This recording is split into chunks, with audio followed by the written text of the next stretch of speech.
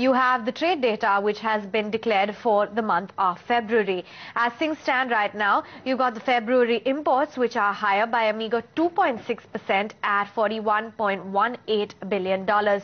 We also await some of the other details. Well, we do have the export data that has come in at a level of $26.6 billion, higher by close to 4.3% on a year-on-year basis.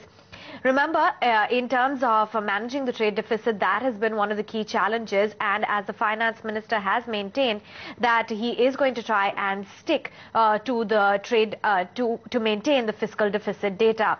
As of now, those are the two numbers that we have at hand. So the exports for the month of February this time around have seen an uptick of close to 4.3% on a year-on-year basis at close to $26.6 billion.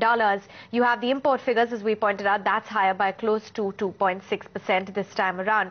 Remember, we were expecting an average growth a little higher than that of close to 6% this time around in terms of the overall export growth, and the industrial production index overall was expected to post a growth of close to 5.3%.